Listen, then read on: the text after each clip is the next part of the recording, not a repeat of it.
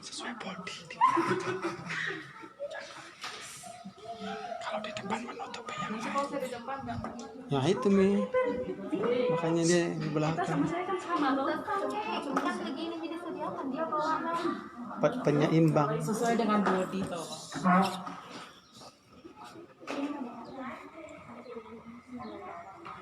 Assalamualaikum warahmatullahi wabarakatuh.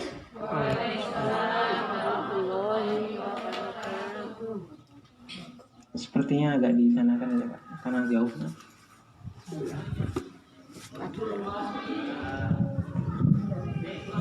Bismillah. Alhamdulillahi rabbil alamin wassalatu wassalamu ala asyrafil anbiya'i wal mursalin wa ala alihi wa sahbihi ajma'in amma ba'd. Innal hamdalillah nahmaduhu wa nusalli wa nusallimu ala rasulil karim amma ba'd. Matikan sepisan kalau sufi mukum Man ya sunnati faqad habbani wa man ahabbani kana ma'i fil jannah. Wa qala aidan man tamassaka bi sunnati 'inda fasadi ummati falahu ajrun mi'ati syahid.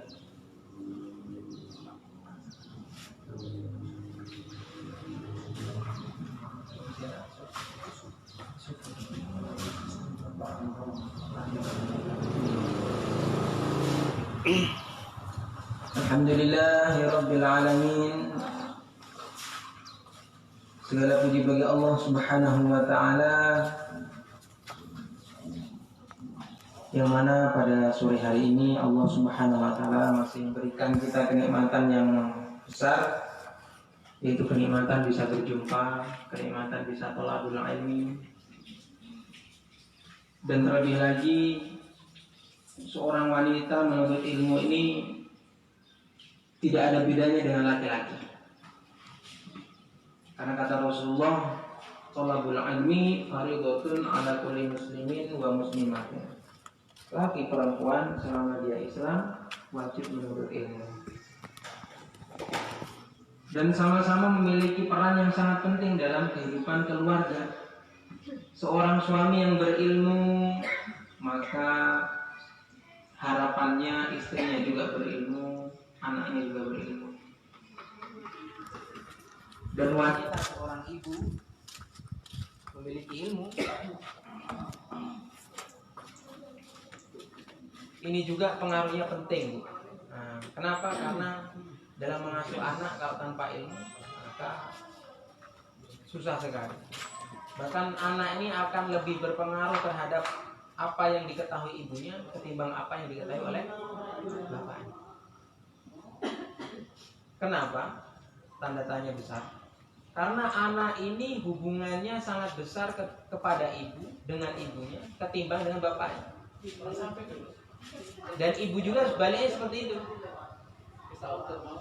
Dan suatu pengajaran yang di dalamnya melibatkan kasih sayang yang besar, ini akan cepat berpengaruh kepada siapa yang diajar. Maka ibu kalau mengandung ada namanya rahim, artinya apa? Kasih sayang. Ada rahim, kita punya rahim, itu artinya wadah kasih sayang. Nanti diisi ada isi janin, nanti akan menjadi anak dan sebagainya akan lahir. Maka karena punya rahim, maka kita punya keistimewaan tersendiri, wabil khusus apa? Terutama dalam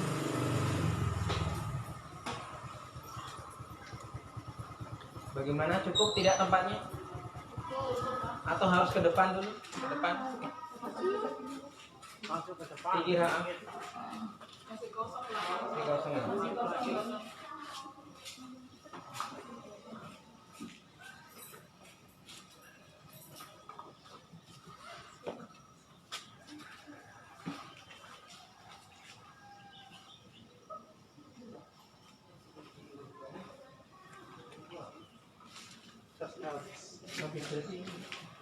Kabelnya hilang atau gimana?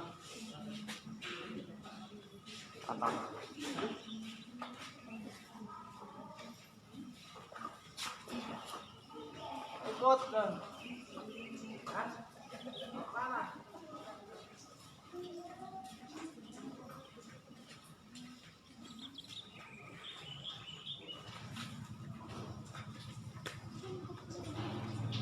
Berarti tidak usah pakai ini.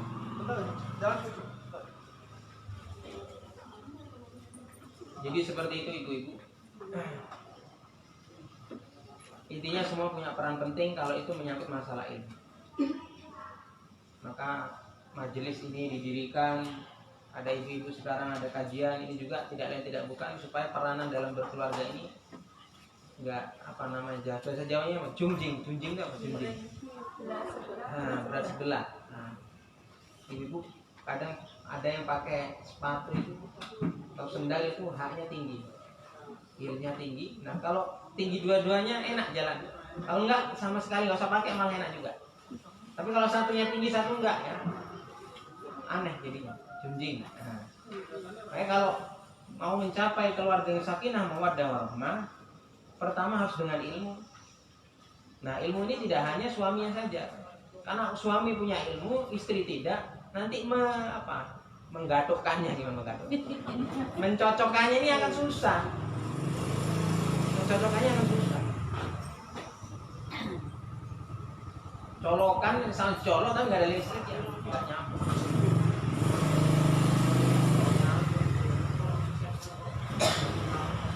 Yang kurang mantap kalau nggak ada belakang. Ibu boleh di depan saya bu. Ya. Masih banyak yang belum hadir juga. Udah ada mic-nya. Yang mana coba bu?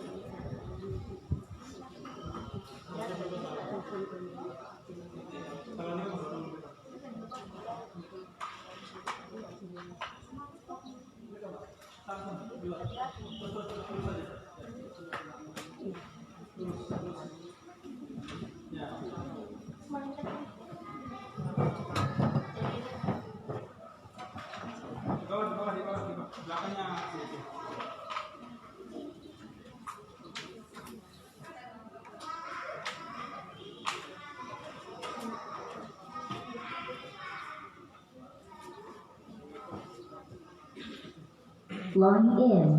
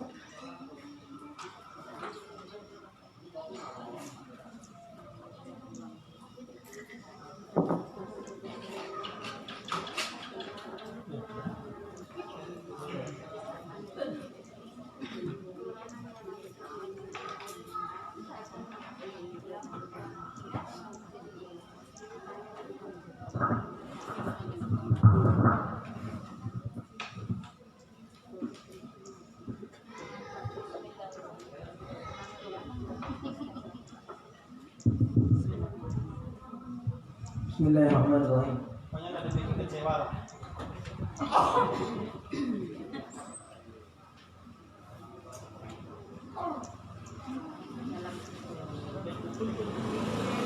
Bismillah.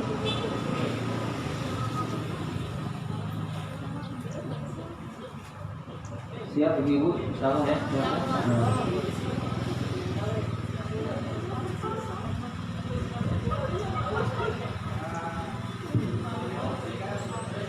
Alhamdulillahirabbil alamin wassalatu wassalamu ala asyrafil anbiya'i wal mursalin wa ala alihi wa sahbihi ajma'in amma ba'd. Sebelum kita mulai pengajian kita, ini ada permohonan kirim Al-Fatihah pada Ibu Sufi yang sedang sakit. Semoga Allah Subhanahu wa taala berikan kesembuhan, obat yang mudah dan murah, dan pahalanya tercurah-curah. Ala hadhihi niyyat shalihah lahal fatih. A'udzu billahi minasy syaithanir rajim. Bismillahirrahmanirrahim. Alhamdulillahi rabbil alamin. Arrahmanir rahim. Maliki yaumiddin. Iyyaka na'budu wa iyyaka nasta'in. Ihdinas siratal mustaqim. Shiratal ladzina an'amta 'alaihim ghairil maghdubi 'alaihim waladdallin.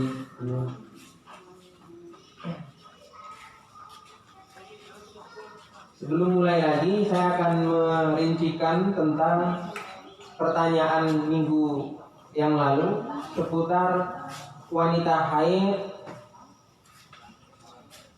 membaca Al-Quran.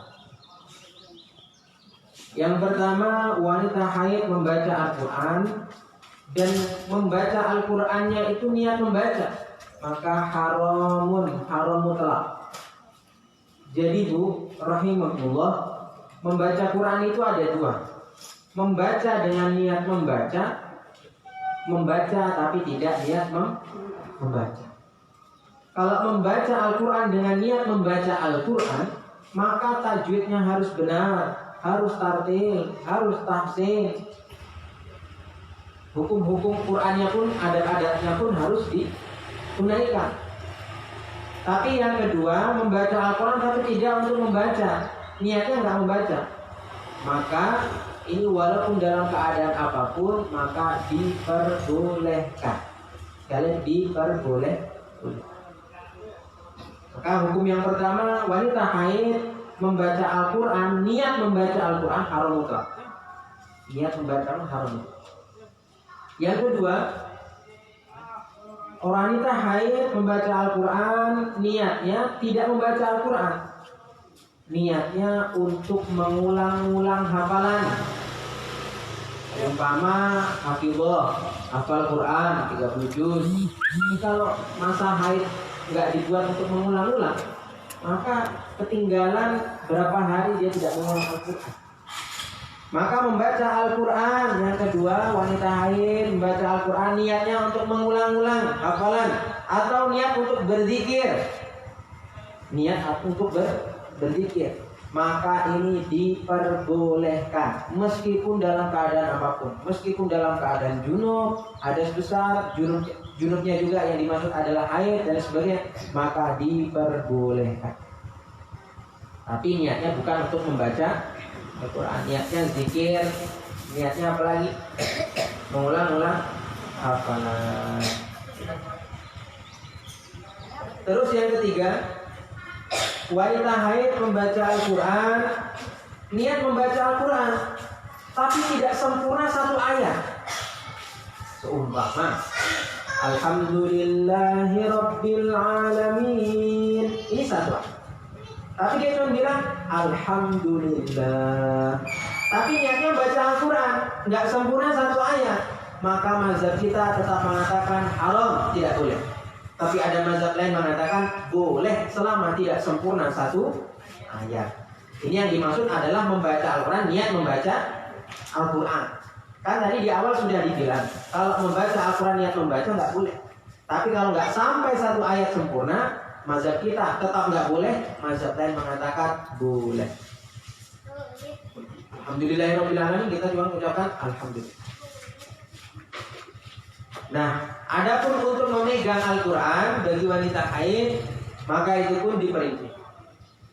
Kalau niat dalam arti membawa, memegang, menyentuh Al-Quran tanpa penghalang dan dengan penghalang pun, maka haram. Al-Quran biasa haram. Kecuali apa?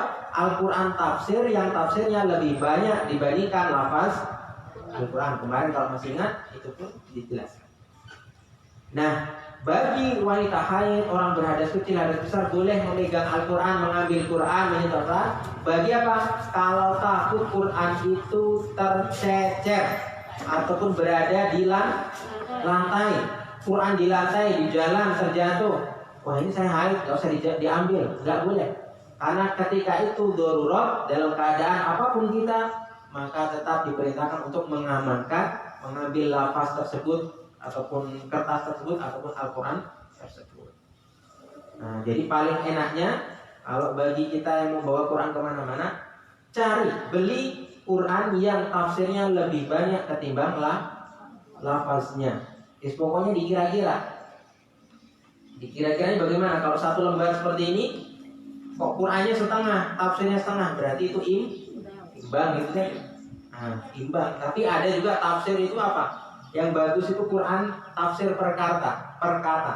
Sudah Qurannya itu per katanya ada terjemahannya, ditambah lagi terjemahan yang asli. Nah, berarti itu tandanya apa? Tafsirnya ataupun lafaz selain Quran lebih banyak ketimbang Al-Quran. Sampai sini jelas ya.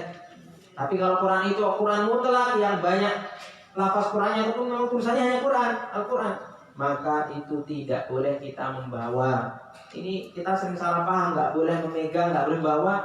Itu membawa dalam keadaan apapun juga.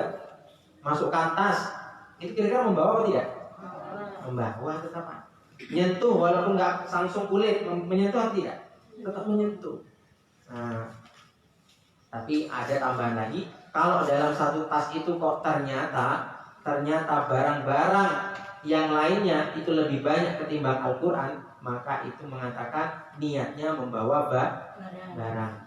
Di tas ada kosmetik, ada bedak, ada apa-apa, ada Quran. Nah, kok yang selain Quran ini banyak, maka membawa tidak apa-apa. Tapi niat apa? Membawa barang, bukan niat membawa. Tapi kalau cuma satu tas isinya Quran saja, nah ini mau niat gak niat tetap membawa Al-Quran. Oh, alam soal. Jadi pertanyaan ini mau dijawab sekarang apa nanti?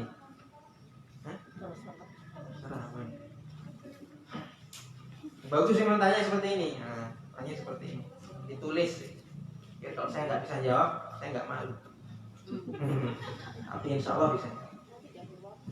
Tapi kalau itu masalah pribadi, masalah yang sekiranya kok kalau saya mengucapkan kok malu ya, ditulis seperti ini bagus untuk menjaga keikhlasan. Bismillahirrahmanirrahim. Masih temanya tentang bersuci.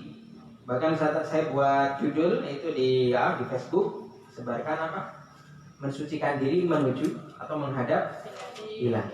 Nah, berarti yang jawab nih sudah melihat. Jadi Allah Subhanahu wa taala punya sifat Al-Qudus, punya sifat subhan. Apa subhan? Maha suci. Maka Allah Subhanahu wa taala thayyibun, la yuqbalu illa thayyiban. Allah itu baik, suci, tidak menerima sesuatu kecuali itu baik dan suci. Ada orang rajin mencuri, kemudian hasil curiannya disedekahkan. Nah, ini namanya pencuri yang masih beriman setengah. Nah, enggak kemaruk, enggak tamak. Tapi dalam agama kita itu tetap haram. Mencurinya haram, sedekahnya pun haram karena hasil dari mencuri. Bahkan ulama katakan sedekah dari hasil yang tidak halal alias haram ini sebagaimana mensucikan diri tapi dengan air yang najis. Ataupun bisa juga menghilangkan kotoran sandal dengan pipi kita. Sandalnya bersih tapi pipi kita yang kotor. Maka kita pun ketika sholat, kenapa Rasulullah SAW katakan nggak sah sholatnya, la sholata liman la wudu akhlak. Tidak sah sholatnya seseorang kecuali dengan berwudu. Dan ini sudah ittifaq, ijma ulama. Mau golongan apapun, bahkan sampai mau firqah apapun, kalau golongan bu, kalau saya katakan golongan, tandanya golongan yang lain masih ada kemungkinan benar. Tapi kalau firqah kita katakan ini firqah ini. Berarti selain saya adalah sesat. Syiah itu bukan golongan tapi firqah. Mu'tazilah itu bukan golongan tapi firqah. Apa firqah? Saya selamat, dia tidak selamat. Itu firqah karena menyangkut masalah akidah. Maka yang kata Rasulullah, umatku nanti akan terpecah belah menjadi 71. Ada yang mengatakan hadis lain 72, hadis lain mengatakan 73. Ini yang dimaksud bukan golongan tapi firqah. Kalau mau ngomongkan golongan ya golongan yang sesat. Dan yang selamat hanya Ahlussunnah wal Jamaah. Orang NU mengaku Ahlussunnah wal Jamaah ya. Monggo kan orang Muhammadiyah mengaku Ahlussunnah wal Jamaah, silakan juga. Orang Wadah juga mengaku Ahlussunnah wal Jamaah. Jadi ini Ahlussunnah wal Jamaah semua mengaku Nah, jadi kalau cuma satu kunut, satu tidak kunut, jangan bilang itu firqah lain. Karena kunut tidak kunut ini masalah perbedaan mazhab. Mazhab itu apa? Golongan pendapat. Nah, tapi kayak Mu'tazilah, Jabariyah, apalagi Qadariyah, bukan Qadariyah zikir bukan, tapi kepahaman-kepahaman seperti Syiah juga masuk. Ini baru dinamakan kepahaman yang salah karena keluar daripada ijma ataupun ijma ulama, kesepakatan ulama mayoritas. Nah, oleh karena itu, ini perlu kita pahami. Kita pun belajar fikih supaya paham. Bukan kita mengaku paling benar, tidak. Dan kemudian kita menyalahkan, tidak. Tapi setidaknya dengan kita fikih, kita tahu kita punya buku pedoman. Dan kita juga tahu ternyata orang lain juga punya buku pedoman yang lain. Nah, ini kalau kita belajar. Ulama katakan, orang semakin tinggi ilmunya, semakin tinggi toleransinya. Toleransi. Tapi menyangkut masalah amalia. Tapi kalau akidah, jangan toleransi. Tangga kita mau bikin pohon Natal, toleransi ini sebagian ikut bantulah.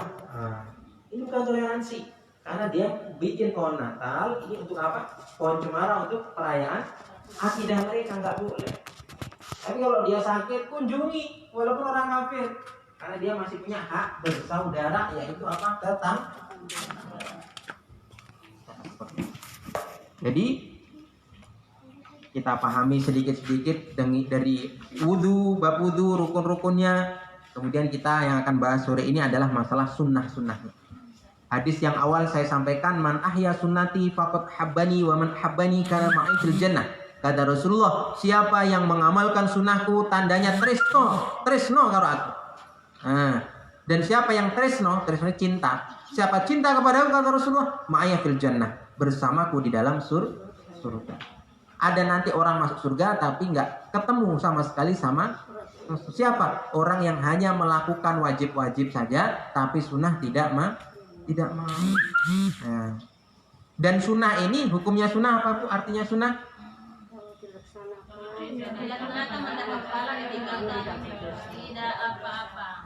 Ini fikih. Dilakukan berpahala, ditinggalkan tidak apa-apa. Ini fikih. Tapi secara ilmu agama, sunnah itu apa? Dilakukan berpahala lebih, tidak dilakukan rugi. Terus disempitkan lagi sama alim ulama. Seumur hidup, sunnah itu walaupun sunnah tetap wajib dilakukan walaupun hanya satu kali. Itu namanya sunnah. Makanya kalau ada laki-laki bilang katanya poligami sunnah, itu seumur hidup harus minimal satu. Makanya saya nggak sepakat kalau mengatakan poligami sunnah. Karena sunnah itu apa? Wajib dilakukan walaupun satu kali seumur hidup. Saya tanya, doa itu sunnah apa wajib? Wajib. Wah, berarti harus doa terus dong. Doa itu sunnah, tapi harus dilakukan minimal seumur hidup satu kali.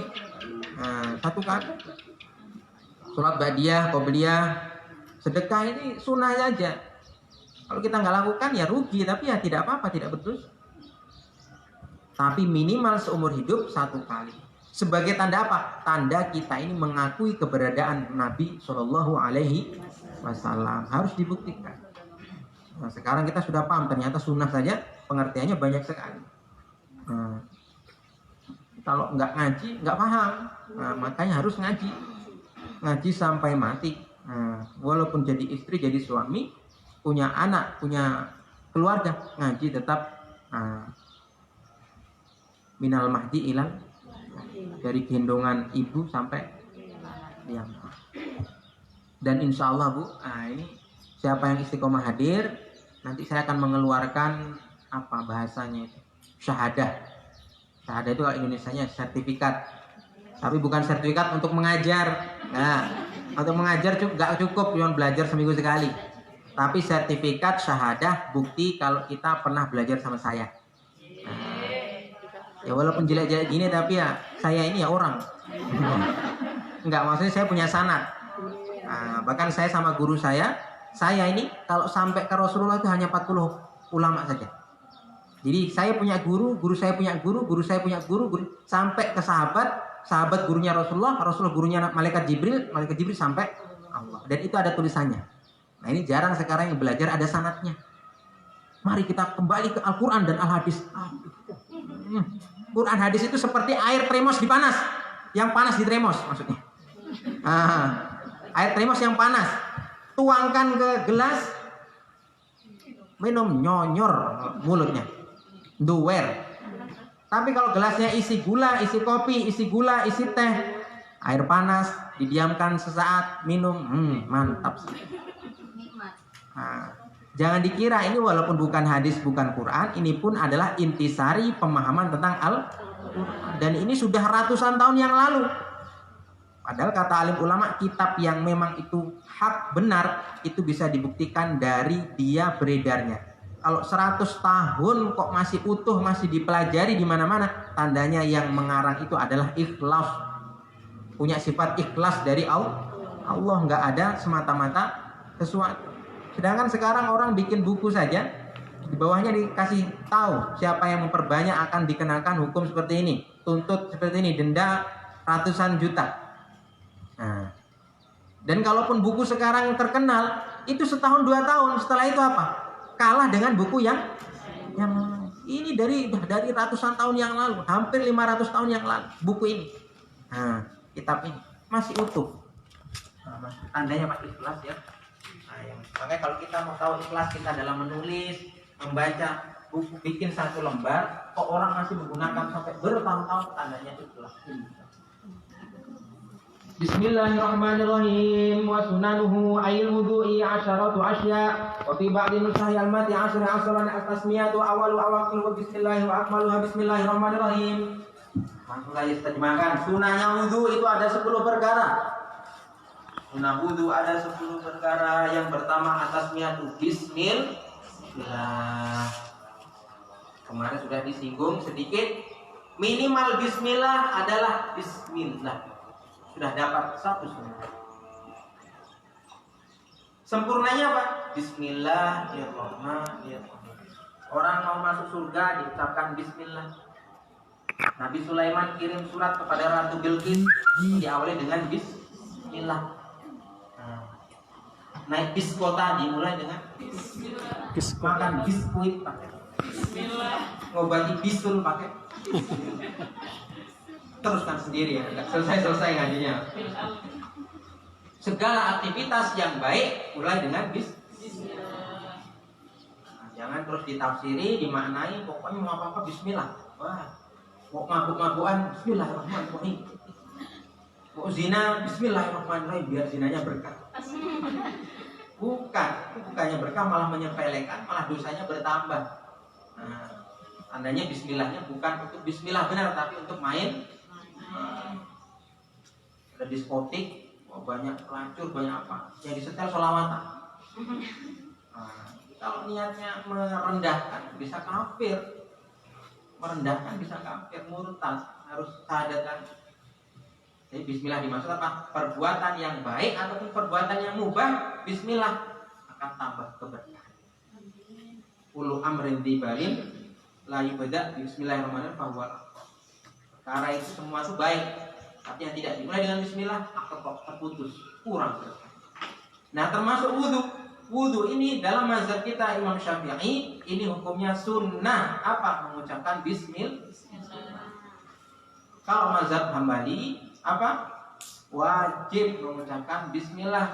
Makanya mazhab Hambali nggak boleh wudu di dalam WC karena ada syarat yang tidak ditunaikan apa? Bismillah. Sedangkan larangan berbicara, larangan membawa lafaz Quran, larangan mengucapkan hal-hal yang mulia di dalam WC kecuali darurat ataupun latah seumpama. Sedang di WC ada kucing jatuhkan panci, ibu biasanya latah. Allah. Latahnya bagus, tapi karena di WC ya kalau bisa jangan. Tapi kalau memang latah ya nggak apa-apa, namanya latah itu tidak bisa. Daripada latahnya yang aneh-aneh. Maka bismillah ini sunnah. Sebelum wudu bismillah. Bahkan sampai kalaupun kita lupa sebelum wudu kok bismillah, di tengah-tengah kita ingat, kita tetap masih disunahkan bismillah. Bagaimana makan? Lupa sebelumnya, maka doa di tengah-tengah bismillahirrahmanirrahim wa akhirahu. Aku mengucapkan bismillah di awal dan di akhir. Beda dengan niat. Kalau niat itu memang harus sebelum pelaksanaan dan masuk ke pelaksanaan yang paling awal. Sholat takbir harus niat. Niatnya lupa di tengah harus batal. Karena kalau nggak membatalkan, batal itu sholat. Walaupun rukun, walaupun bacanya bagus, rokaatnya tepat, gerakannya bagus, tapi niat nggak ada, nggak sah sholat. Makanya kita kadang mungkin pernah menyaksikan ataupun pernah mengalami apa? Orang Allahu Akbar, Allah, was-was itu. Ya ada benarnya, tapi was-wasnya kurang. Karena dikatakan minal qul a'udzu birabbin nas, malikin nas, ilahin nas, min syarril waswasil khannas. Was-wasnya dari setan. Tapi anak-anak pondok itu udah biasa. Kalau di pondok 8 tahun, itu minimal 5 tahun di pondok, itu kebanyakan seperti itu, was-was. Cara membarengkan niat ketika takbir itu susah sekali. Allah, setengah jam nggak susah. Niatnya bagus, tujuannya bagus apa? Membarengkan niat dengan lafaz Allah. Kapan niat sholat? Dari mulai kita mengucapkan alifnya Allah sampai rohnya bar. Sebelum itu kok niat nggak sah, setelah itu niat nggak sah. Maka dari Allahu Akbar, nah ini harus niat. Karena ini kita masih butuh, ya sudah itu pengenalan sementara saja. Nanti ketika sholat. Nah kapan kita niat wudu? Basuhan pertama rukun kapan? Membasuh muka. Maka selama ini masih nempel di muka, masih diperkenankan nih. Tapi kalau ini sudah lepas dan belum niat, maka nggak dianggap ini, harus niat lagi. Maka saya katakan, diingat-ingat, nawaitul wudu alirofil hadatsil aswari, itu bukan niat tapi lafaz niat. Kalau mazhab Imam Syafi'i, lafaz niat itu hukumnya sunnah, karena apa yang diucap itu yang ada di dalam hati. Tapi tetap menuntut untuk niat ketika mengusap, membasuh muka. Bahkan ibu-ibu dulu saja apa? Kalau memang benar-benar cinta sama aku, Pak, ucapkanlah I love you. Nah, Karena I love you walaupun nggak tahu benar atau enggak, tapi itu membahasakan daripada hak. Makanya kalau ada orang bilang nawaitu wudu adi itu bid'ah, ya sudah, terima kasih, bid'ah menurutmu tapi menurut saya bukan. Tapi kalau nggak pakai itu nggak apa-apa, yang penting niat ketika membasuh muka. Selama yang ditempelkan niat, selama nggak lepas. Baru kalau sudah lepas, selebihnya sunnah membasuh. Nah, maka wudu bismillahirrahmanirrahim, minimal bismillah. Kalau dalam WC jangan mengucapkan di dalam hak. Tapi itu ya bukan sunnah, karena sunnah ini mengucapkan, bukan membatin. Makanya yang sunnah apa? Jangan wudu di dalam WC, kamar mandi yang dibuang itu dalamnya najis. Makanya kalau mau bikin rumah, tanyakan. Bahkan seorang laki-laki saya pernah sampaikan di majelis bahwa Bapak, bikin rumah ini yang harus diperbarui, yang harus dimewahkan bukan masalah terasnya, tapi yang harus dimewahkan itu dapur dan WC-nya. Karena istri tak itu sehari-hari 24 jam mondar-mandir ke sudah jarang diajak wisata ke pantai, mall di Sinjai nggak ada, ini WC-nya bikin jelek sekali, dapurnya pun sederhana, terasnya mewah sekali. Ini nyiksa siapa? Mau pamer? Gitu emang ibu kalau merasa terdukung ya senang. Dukung Bu ya? Enggak, tapi emang harus seperti itu. Supaya istri itu nggak banyak keluar kemana-mana, ya itu tadi, perbarui, baguskan kamarnya, WC-nya, dapur. Laki-laki yang sukanya apa? Nggak tahu apa-apa, taunya di dapur ya cuma ngambil air putih kan. Makanya nggak merasakan. Makanya fasilitas di dapur itu harus lebih komplit ketimbang di ruang tamu. Ruang tamu jarang-jarang kedatangan. Kalau dapur, istri ini setiap hari ke dapur. Tapi yang belum bikin rumah, yang sudah ya jangan langsung pulang dari sini minta di robohkan rumahnya. Ini nanti bilang nggak diwarai sopo gue gini, si Pak Ustadz Bang, saya jadi kambing hitam ini. Ini kalau belum minta Pak, ini kan kita saya ini sering dapur yang pokoknya fasilitas lah minimal, air harus mudah, tempat duduk tersendiri, tempat cuci piring tersendiri, tempat cuci baju pun. Wah itu sudah ibu-ibu betah di situ. Lagi uang belanjanya ditambahin. Wah. Ya. Tapi kalaupun nggak seperti itu, kok ibu-ibu sabar, pahalanya jauh lebih. Ini aukama pola suami-suami ibu. Jadi seperti bismillah, jangan tinggalkan bismillah, apalagi wudu. Saya pernah katakan juga, kok ada satu mazhab mengatakan wajib, ada satu mazhab sunnah. Kita walaupun menganggap itu sunnah, tapi jangan meninggalkan. Karena takut-takut nanti di akhirat ternyata hukumnya wajib. Bismillah ada mazhab mengatakan wajib wudu, nggak ada bismillah nggak bisa. Kita sunnah makanya, tapi jangan tinggalkan. Tetap anggapan sunnah iya, tapi jangan ditinggalkan. Yang kedua, wasul kafaini, membasuh kedua tangan, telapak kafaini, epek-epek kan? Nah, epek-epek dan kita epek. Nah, sholat ini auratnya perempuan semua harus tertutup kecuali apa? Ila wajhi wa kafaini. Kecuali wajah sama telapak tangan. Sudah telapak tangan ini. Nah, maka sebelum wudhu sunnah mencucinya sebelumnya. Ini pun sunnah. Tapi kalaupun enggak apa-apa. Tapi kalau tangan tak ini terkena najis, maka mencucikan telapak tangan hukumnya bukan sunnah, tapi jadi wajib. Nanti ngambil air jadi najis airnya. Ini bagi sunnah, hukum sunnah bagi siapa? Bagi tangannya yang sudah suci, mungkin tapi hanya kotor saja. Tapi kalau tangan yang terkena najis, tetap harus hukumnya jadi wajib membasuh kedua telapak tangan. Dan karena memang pusatnya segala aktivitas di sini, saya bisa katakan orang seharian nggak aktivitas, tapi minimal pasti tangannya aktivitas. Sampai tidur saja, meski kaki nggak kemana-mana, tapi tangan kemana? Makanya kenapa kok nggak boleh makruh apa bangun tidur kok kucek-kucek mata? Kenapa? Karena tangannya nggak tahu dari mana safarinya ketika malam, tanpa sadar. Nah, makanya apa-apa sunnah kata Rasulullah bangun tidur cuci tangan meskipun nggak mau sholat, cuci tangan. Apalagi sekarang di tengah pandemi, cuci tangan di mana-mana didakwakan, diiklankan, cuci tangan sebelum aktivitas. Tapi Islam sudah mengatur jauh-jauh hari dengan masalah tangan. Siapa yang ketinggalan zaman? Ketinggalan zaman itu orang-orang non-Islam mana? Islam sudah mengajarkan dari tentang arti kesucian. Dan saya rasa nggak ada agama yang paling suci kecuali Islam. Yang nomor 3, wal matmadhah ba'da husnil kafaini, setelah membasuh kedua telapak tangan. Apa matmadhah itu? Berkumur-kumur. Kumur-kumur ini sunnah. Masukkan air ke mulut, dikeluarkan lagi, itu sudah mencapai satu sunnah. Tapi yang sempurna sunnahnya, dapat pahalanya 2, sempurna apa? Sampai bunyi upruk. Dia apa? Dikumurkan, namanya berkumur, dikumurkan. Tapi kalaupun kita kalau lagi males-malesnya, ya biasalah namanya manusia, kadang ada malesnya.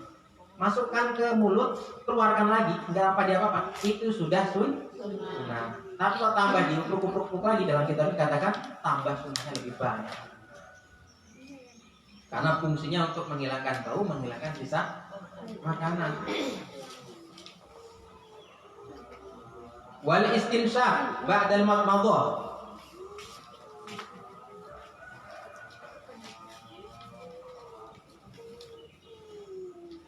Memasukkan air ke dalam, masukkan air, serot nggak serot, masukkan air, itu sudah sunnah.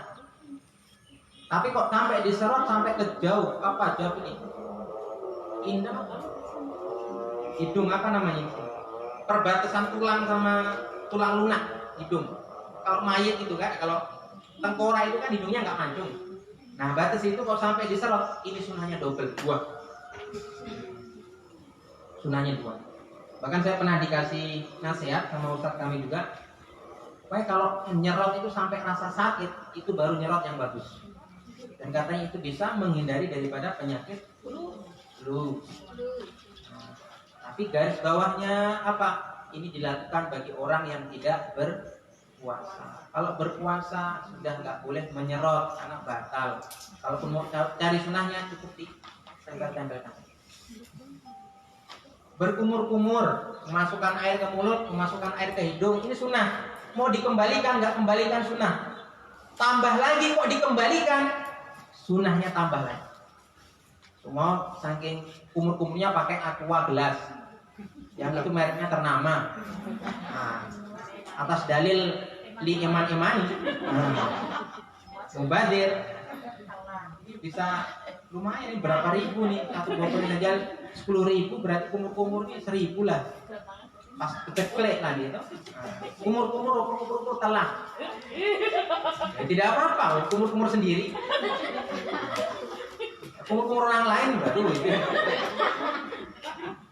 Jadi memasukkan air ke mulut ke hidung ini sunnah 1. Serius dalam memasukkan air ke mulut ke hidung itu pun 1 sunnah lagi. Ditambah dikeluarkan airnya, itu sunnahnya jadi tambah 3. Terserah mau pilih mana. 3 tunaikan. Masukkan untuk keluar. Di hidung juga seperti itu.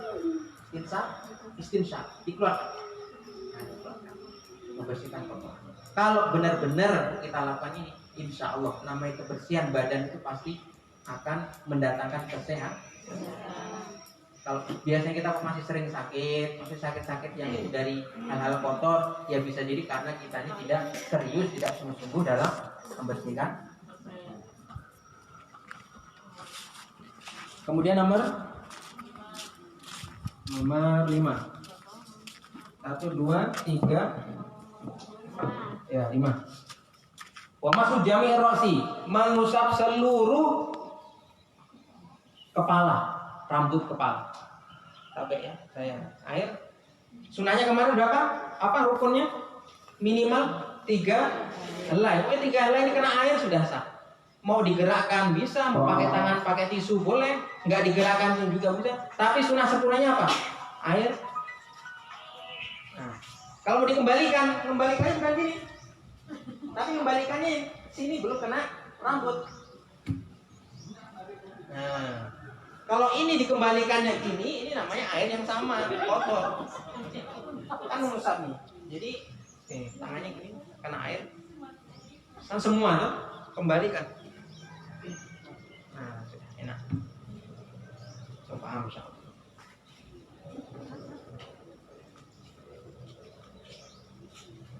Sunahnya ataupun rukunnya itu 3 rambut. Sunahnya apa? Semua, seluruh kepala. Kemudian selanjutnya, wa masul udhunaini dhahiruhuma wa batinuhuma bil ma'i jadidin. Mengusap 2 telinga. Nah, di sini bukan membasuh tapi mengusap. Mengusap kedua telinga, dohirnya ini dohir, punggungnya, batin di dalam. Ini sunnah. Nah, kalau ada orang wudhu kok telinga cuman itu pun sudah sunnah. Ada orang wudhu ininya gini-gini. Ada orang bilang, kamu belajar wudhu dari mana? Ya tidak apa-apa, itu sunnah. Karena ini pun kalau tidak dibasuh, wudhu tetap sah. Tapi yang sunnah sempurna apa? Dohir batin. Bagaimana caranya? Telunjuk, putar-putar, baru yang jempol buat belakang. Insya Allah sudah ada pelajaran TPA nih. Oh, ini kan sekarang sudah TK, aman kawak-kawak, bukan kanak-kanak, kawak-kawak. Lebih susah aturannya tadi, ngaturnya lebih susah. Kalau TPA, TK, pelajaran kemarin ingat, sekarang ya sudah pelajaran sekarang yang ingat. Tapi itu di sana, planet sana. Terus sini sama. Enggak beda. Kemudian selanjutnya wa tahlilul lihiyatil kusah, pekasah. Menyela-nyela jenggot yang tebal. Bukan janggut, ini jenggotnya bulunya. Kalau jenggotnya bapak-bapak itu tebal sekali, kalau orang Indonesia insya Allah jarang. Ada 1-2. Walaupun brewok belum tentu itu tebal. Kalau yang sampai nggak kelihatan kulitnya itu namanya tebal. Orang-orang Arab, orang Timur Tengah tebal.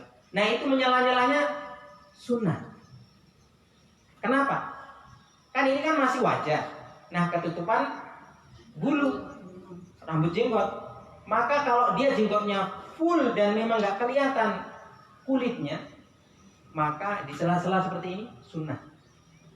Tapi bagi bapak-bapak ataupun ibu-ibu yang jenggotnya tipis, ini saya katakan ibu-ibu pernah kejadian Bu, silakan di YouTube itu lihat, ada perempuan jenggotnya tumbuh. Dan di sini pun disebutkan tandanya pernah kelakuan, pernah terjadi, hanya jarang sekali, bahkan bisa dihitung ratusan ribu banding 1. Tapi ada juga seperti itu. Kalau jenggotnya nggak tebal, alias jenggotnya cuma jarang-jarang, walaupun berewok juga, tapi jarang-jarang kulitnya masih kelihatan, maka wajib menyampaikan air ke bagian kulit yang ada yang ditumbuhi rambut jenggot. Maka disebutkan apa? Sunnah menyela-nyelai jenggot, ini jenggot yang tebal sekali. Kan kalau tebal susah mengalirkan air. Nah, makanya kalau udah hukum susah, masyarakat itu ada udzur apa? Udzurnya boleh menyela-nyelai. Tapi kalau cuma jenggot-jenggot yang seperti ini, ada bapak-bapak yang walaupun berewok tapi kulitnya masih kelihatan, itu harus wajib menyela-nyelainya, bukan hanya sunnah. Jadi menyela-nyelai jenggot yang tebal itu kalau mau dicatat ada tebalnya.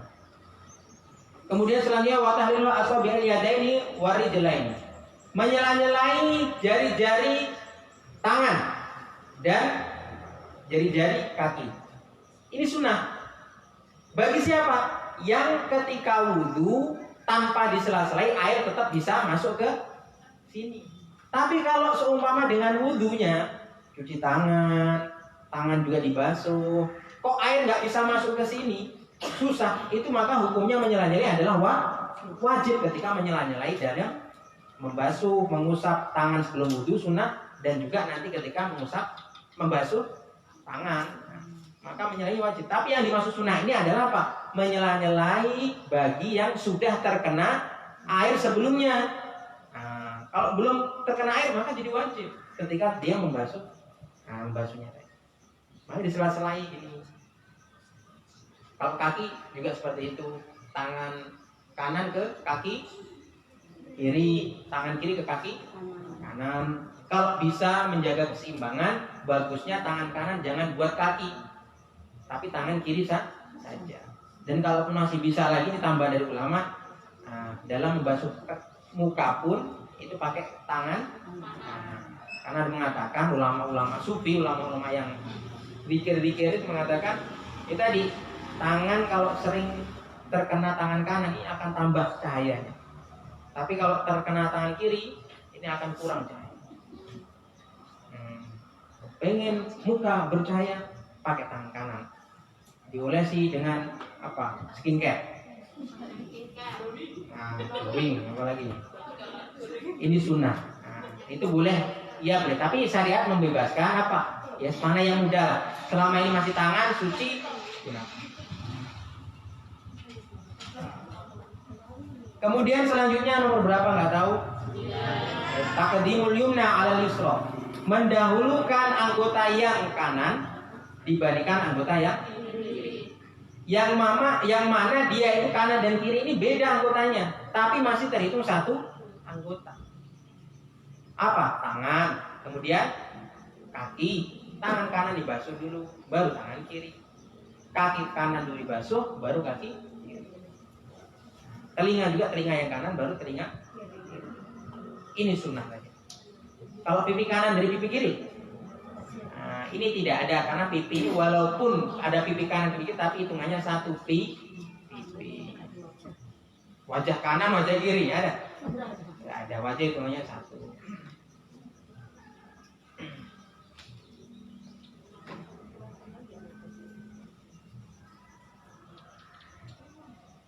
Kemudian selanjutnya wa thaharatu salatan. Bersucinya 3 kali. Dalam mazhab kita sunnah 3 kali. Nah, kalau tangan kaki ini gimana? Kanan dulu 3 kali atau kiri dulu baru tangan kanan 1 kemudian kiri, tangan 1 kanan baru kiri. Maka seperti kemarin saya katakan boleh yang mana. Tapi yang paling bagus apa? Selesaikan yang kanan terlebih dahulu baru yang kiri. Mana-mana boleh. Bahkan mau kiri juga boleh. Tapi makruh karena khilaful aula, menyelisih daripada tindakan Nabi.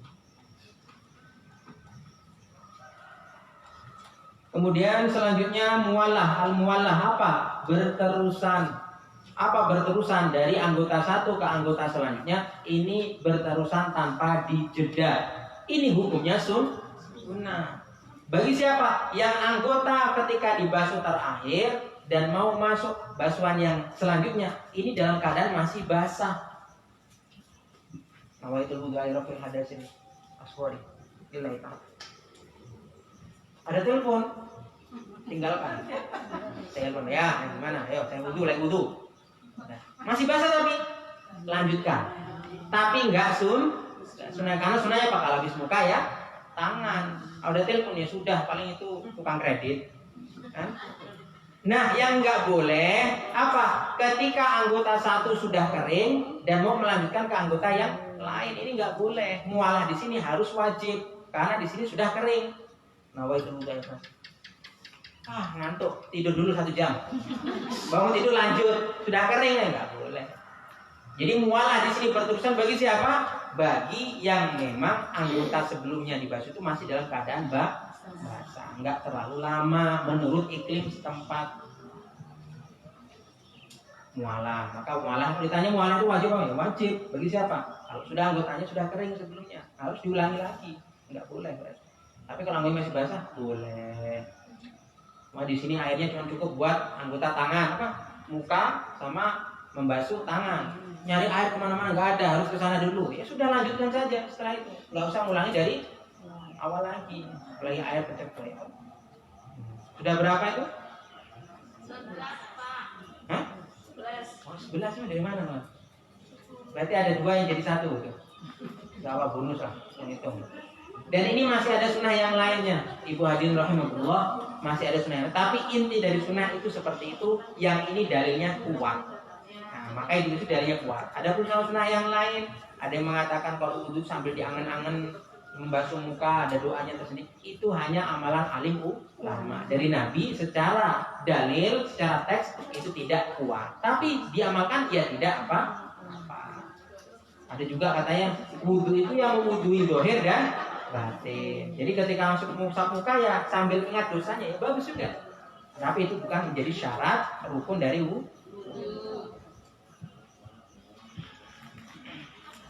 Dan apalagi sunah-sunahnya, ada yang tahu itu?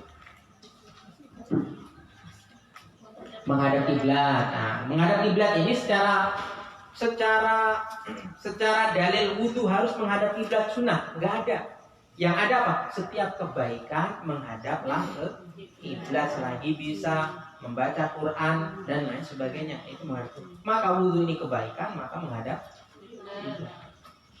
Tapi dalil wudhu harus menghadap enggak. Tapi ya termasuk sunnah karena sudah menghadap kiblat. Berwudhu dalam keadaan menutup aurat ini pun sunnah. Tapi kalau tabek, seumpama kita mau buka aurat namanya juga di rumah sendiri ya tidak apa-apa. Selama masih membuka auratnya dalam keadaan tahap yang wajar. Tapi kalau telanjang bulat maka makruh jatuhnya. Makruh. Bahkan mandi saja dalam keadaan telanjang bulat makruh.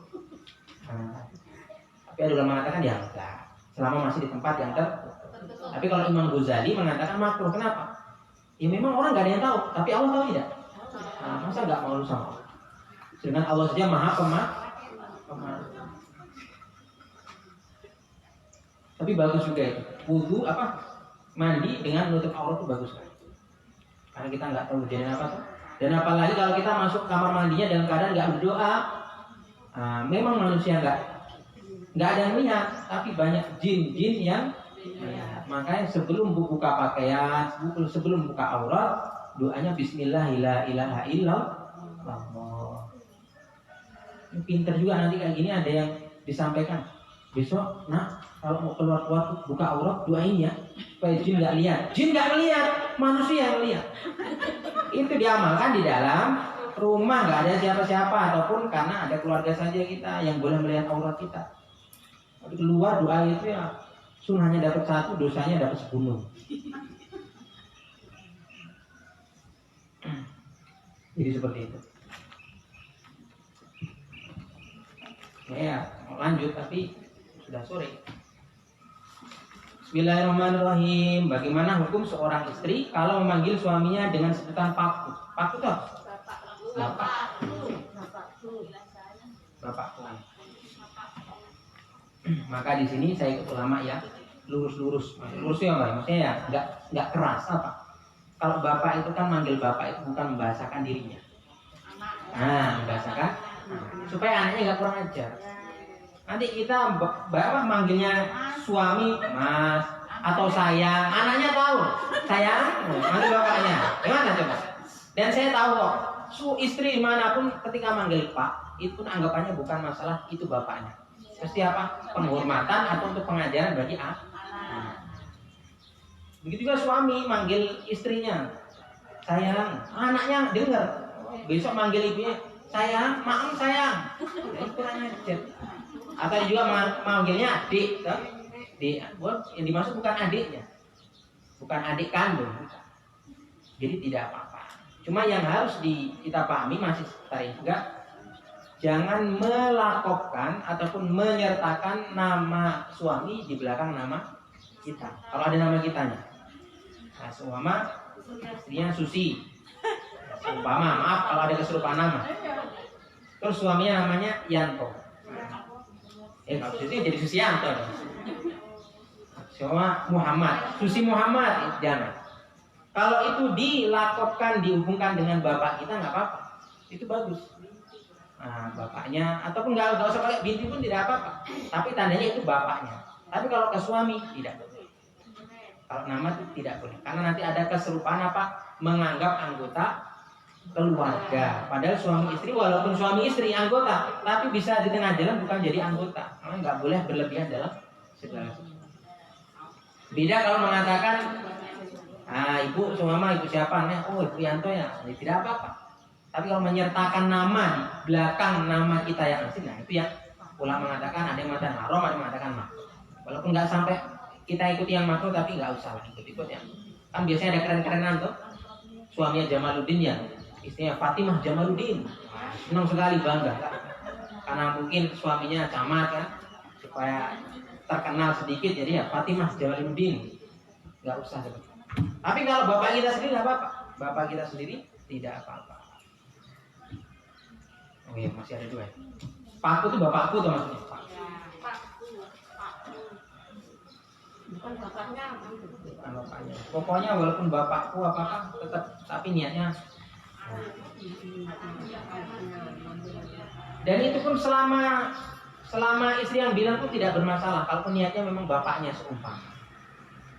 Tapi hanya niatnya. Yang masalah itu nanti kalau suami yang mengucapkan. Nah, kan biasanya bu tau. Kalau suami kan manggilnya bu, membahasakan anaknya. Tapi kalau diniati bu, maka nanti masuk pembahasan bihar. Bihar apa? Menyerupakan punggung istri dengan punggung ibunya sendiri. Itu nanti ada hukumnya panjang kalau dia. Sedangkan ini ada juga kalau panjang umur ya dapat. Kalau saya ikhlas-ikhlasan semoga ya. Tapi feeling saya ini nggak tahu kenapa feeling saya. Ini saya yang lebih cepat tentang kematian. Cepat takziah maksudnya.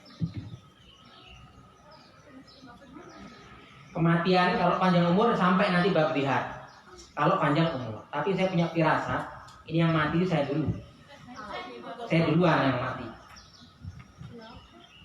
Nggak tahu kenapa. Maksudnya saya yang duluan takziah. Ada yang ketawa, yang senyum berarti paham nggak? Ya sudah.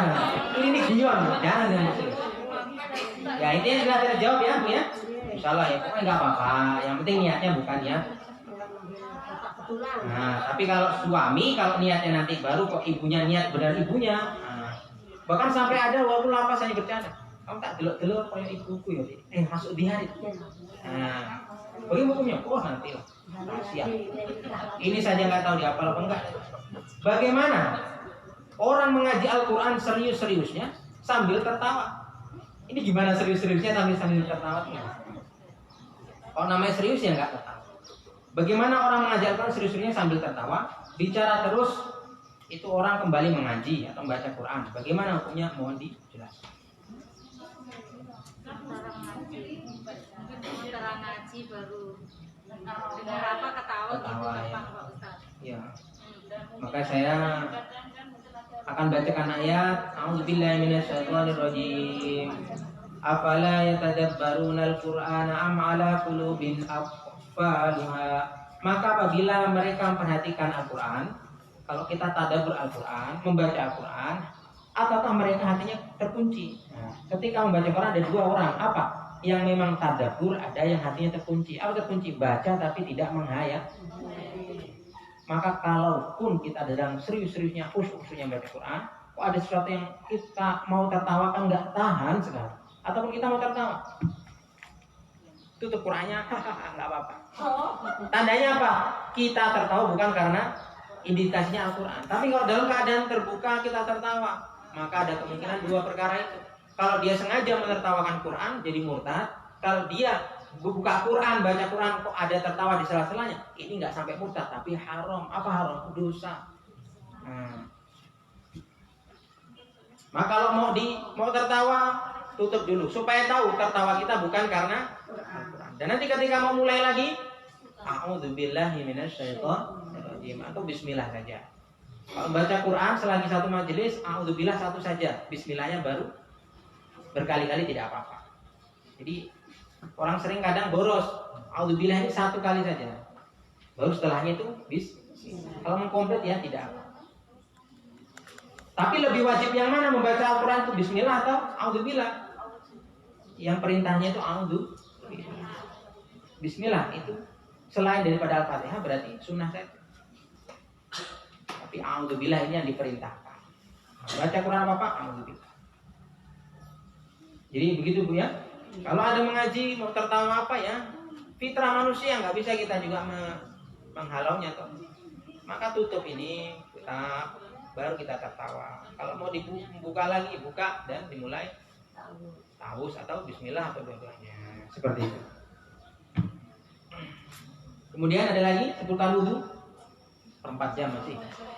Nanya Ustaz, Ya. ketika orang itu wudhu dari pancuran air keran di atas, tapi ini saja tidak begini, bagaimana?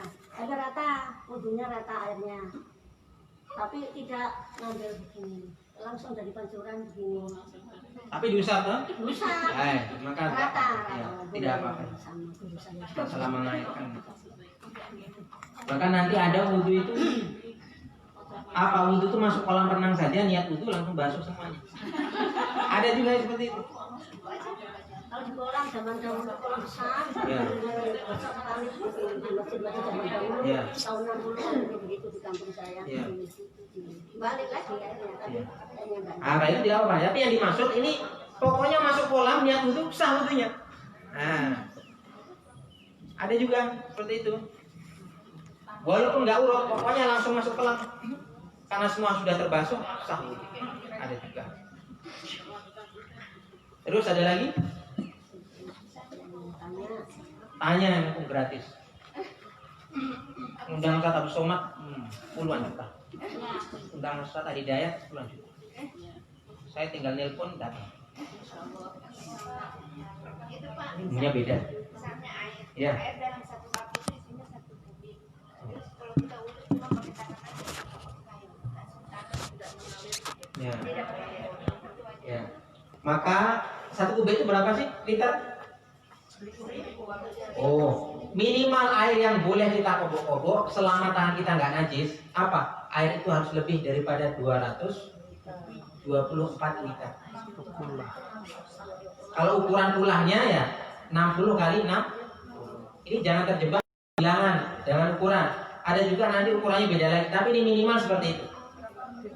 Nah, ketika itu kok kita masukkan tangan kita dan tidak berpengaruh di situ, maka tidak apa-apa. Selama tangan ini tidak ada najisnya. Kalau cuma pasir-pasir kita yang nggak apa-apa. Selama nggak merubah daripada bau, rasa dan aromanya. Tapi kalau airnya kurang dari situ, kita masukkan air kita, tangan kita. Kalau berpengaruh otomatis, kalau air banyak saja berpengaruh, langsung airnya nggak suci lagi. Walaupun nggak mensucikan, walaupun suci. Nah ini bagaimana? Kalau airnya kurang dari 200 liter, kurang dari 200 liter. Maka dimasukkan air kita niatnya sebagai gayung. Tangan kita niat sebagai gayung. Tapi harus niat. Nggak boleh kok kita pokoknya sudah ngambil airnya dimasukkan ke ember yang kecil buat wudhu. Kok tapi niatnya sudah di akhir, nggak boleh. Harus ketika sebelum mengecelupkan niat. Saya niat jadi gayung dalam hati saja. Niat tangan saya jadi gayung. Syaratnya apa? Tangan harus suci. Maka boleh. Tapi yang afdal kemarin saya sampaikan apa? Wudhu di air yang mengalir atau air yang banyak. Kalau air banyak tidak apa-apa, bahkan mau dilemparkan najis saja selama 3 sifatnya nggak berubah, tidak apa-apa. Kolam besar, biasanya kalau di jauh masjid ada kolam besar, ada bangkai tikusnya masuk, dan baunya, aromanya semuanya nggak masalah, nggak berpengaruh. Ambil bangkainya, wudhu situ masih sah, masih suci, mensuci. Jadi begitu Bu ya. Kalau airnya sedikit, niat tangan saya masuk sebagai gayung. Kalau airnya banyak, nggak niat jadi gayung pun tidak apa-apa. Yang penting apa? Najis ataupun tangan kita nggak najis, kalaupun ada najisnya tidak mempengaruhi daripada apa? 3 sifat air tersebut. Dan menurut orang ahli ilmuwan juga mengatakan itu. Satu kulah dalam istilah fikih kita, satu kulah. Itu kalau tertetes najis, kok najisnya nggak banyak, nggak berubah, tandanya itu akan mengurai daripada najisnya. Najisnya hilang dengan terurai air itu sendiri. Nah, makanya kenapa kok lautan ada bangkai gajah nggak bau? Airnya banyak, nggak ada pengaruhnya. Terus bangkai gajahnya satu negara, bau juga nggak? Itu bau toh, karena kapasitasnya. Maka ukuran ulama mengambil kesimpulan, dulu Rasulullah SAW wudhu itu pakai kulah. Apa kulah? Pakai ceret atau pakai kayak kendi tapi yang dibawa kemana-mana. Nah itu kulahnya, ukuran kulah apa? 200 liter. Nah 200 liter. Kalau airnya kurang dari 200 liter harus hati-hati. Apalagi ada percikan mandi kita yang masuk ke situ. Walaupun berubah nggak berubah tetap akan mempengaruhi hukumnya. Walaupun nggak najis tapi dia tidak bisa mensucikan. Makanya pokoknya patokannya kita lihat air dulu. Kalau airnya lebih dari 200 liter lebih, maka sudah santai saja. Mau seperti apa pun santai. Karena kita bisa menghukumi air itu, kalaupun kita mandi di samping atau di sampingnya, dengan 3 sifat itu berubah atau tidak. Tapi kalau kurang dari 2 kula, berubah tidak berubah, karena air dari pengaruh bukan air suci, maka jadi airnya jadi nggak bisa mensuci. Nah ini juga bagi WC yang kita sampai cebok, itu cebok juga kita harus pakai air yang suci dan mensucikan. Nah, makanya kalau seumpama kita punya WC buat buang air besar, air kecil, itu airnya harus ngambil dari luar WC tersebut dan hanya satu ember, maka kita perhatikan kalau ada tercampur satu najis saja masuk, nggak boleh itu. Sesucian kita jadi nggak boleh. Jangan dianggap wudhu saja yang harus pakai air suci dan mensucikan. Toharoh itu tidak hanya wudhu apa? Tapi kencing itu pun toharoh. Tapi berak itu pun juga toharoh, apalagi mandi junub apa itu ya toharoh. Nah, harus. Makanya bagusnya tetap di mana-mana kasih keran. Kasih keran. Kalau mau apa-apa untuk nyiram kotorannya pakai air biasa tidak apa-apa. Tapi kalau untuk membersihkan yang ada di badan kita harus pakai air yang suci dan mensucikan. Ampir itu air gayung, ampir di pancurannya. Memang kalau Imam Syafi'i, mazhab kita ini sedikit keras tentang masalah kesucian. Karena memang di daerah yang banyak air. Kalau mazhab Hanafi hanya sekedar pengetahuan, nggak usah diamalkan karena kita nggak belajar. Mazhab Hanafi itu percikan najis saja selama nggak terlihat di tubuh kita, dari itu dibawa sholat itu tidak apa-apa karena najisnya nggak terlihat walaupun ada. Tapi kalau kita ada satu percik saja najis, bawa kita sholat walaupun nggak bau, walaupun nggak ada wujudnya, kita yakin ada, nggak sah sholatnya, harus dikodok, harus di. Ini hanya menjelaskan tentang perbedaan mazhab. Kita harus tahu. Kalau ada yang mengatakan ini boleh, ya sudah, silakan kita amalkan. Nah, saya mengamalkan apa yang saya tahu, yang saya belajar. Jadi seperti itu. Imam Syafi'i sedikit berat tentang masalah najis, masalah kebersihan. Jadi ya Ustaz, tidak boleh semua mazhab diikuti. Nah, jangan campur-campur mazhab. Kalau campur itu enak, kalau mazhab nggak enak. Nggak boleh mencampur-campur mazhab. Mazhab Hanafi wali nikah nggak wajib. Mau senang sama senang sudah, yang penting ada saksi, ada mahar, ada yang mempelai laki perempuan sudah sah. Mazhab kita wali jadi wajib, nggak ada wali nggak sah nikahnya. Ini perbandingan yang sudah sangat tinggi sekali. Karena di menurut kita wajib, menurut mereka enggak. Walimah menurut kita sunnah, tapi di mazhab Hanafi wajib, harus itu namanya undang-undang orang kalau nikah. Ada di sana wali nggak wajib, tapi walimah wajib. Di kita wali wajib, walimah sunnah. Nah ini harus kita pahami. Jangan campur-campur. Masih ada 5 menit. Terus ada yang wudhu itu biasa aku melihat orang ambil ini terus tidak lewat tadi katanya sah, tidak pakai tangan, tidak pakai kaki. Ya. Itu pernah melihat itu. Ya. Bagaimana? Yang penting rambut ya. Nanti kemarin sudah saya sampaikan, kalau ingat rambutnya harus nempel di kepala. Kalau rambut kita itu panjang, dia nggak di bagian kepala panjang, kok yang diusap cuman rambut yang di ujung, nggak sah usapannya. Begini Ustaz, ada pakai masuk muka. Ya. Karena eman ada bedanya, terus ambil begini saja. Itu menggantikan muka. Iya. Lois, berarti ya. Sudah tahu itu dia ngaplin neraka di mana? Ya enggak neraka, maksudnya kok pahamnya dari mana itu muka yang wajib bisa diwakilkan dengan hanya gara-gara bedak ini loh ya. Sampai saya sekarang belajar 4 mazhab saya enggak tahu itu mazhab mana. Makanya sebelum dandan wudu. Terus kalau mau salaman jangan salaman sama laki-laki ya. Walaupun sama istri sendiri, sama suami sendiri. Suami membatalkan wudu mazhab kita. Mazhab yang lain mengikuti ya silakan, tapi jangan campur-campur. Saya menasihati jangan campur-campur. Kalau campur-campur jatuhnya dalam hukum talfek. Apa talfek? Nyari enak-enaknya dalam beragama. Kalau nyari enak-enaknya mudah. Datang Idul Adha nggak usah kurban, kan kurban hukumnya sunnah bagi yang mampu. Sedangkan mazhab Hanafi apa? Kurban wajib bagi yang mampu. Nggak kurban ketika itu dosa.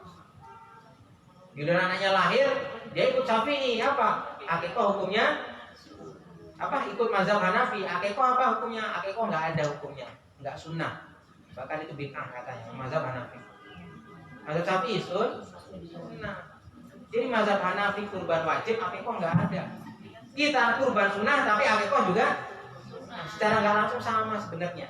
Makanya nggak boleh kita mencampur-campur. Kalau campur-campur, ya kita dipilih-pilih, hanya cuma pilih-pilih enaknya pilih saja. Dan masih banyak lagi perbandingannya. Jadi begitu. Hadirin rahimakumullah. Jadi kalau bisa istiqomah, yang saya kasih syahadah yang istiqomah. Nanti syahadah ini buat penguat kita bahwa kita ini belajarnya ada sanad. Tapi syahadah itu syahadah mengajar, ada syahadah belajar. Ada orang itu kalau anak-anak mahasiswi ikut namanya seminar dapat sertifikat. Tapi sertifikat itu bukan untuk mengajar. Kalau hanya seminarnya sekali dihadiri, hanya sertifikat bahwa dia tanda dia ikut seminar tersebut. Kalau mau dapat yang memang sertifikat mengajarnya, ya harus masuk universitas. Nah, tapi setidaknya ini buat semangat kita bahwa kita ini pernah belajar kitab ini yang ngarang kita di ulama yang sampai ke Rasul. Semoga itu yang bisa disampaikan. Yang saya minta kita tambah belajar, harus kita tambah tawaduknya, jangan sombongnya, tambah toleransinya. Bisa jadi orang itu seperti itu karena nggak paham, jangan mudah menyalah. Ini karena fikihnya bahasanya ini apa? Don apa sangkaan ulama-ulama dalam memahami Al-Quran dan makanya kalau ada satu pendapat ini hadisnya sama tapi pendapatnya beda, itu ya harus aja. Makanya jangan mau. Tapi kalau untuk akidah, untuk kata Nabi, jangan toleransi. Sudah pokoknya harga mati, nggak boleh. Nabi Isa itu adalah Tuhan bisa jadi juga. Kan kita nggak boleh. Itu sudah terdapat di dalam Al-Quran. Salatullah salamullah ala Taha Rasulillah. Salatullah salamullah ala Yasin Habibillah. Mari 3 kali. Salatullah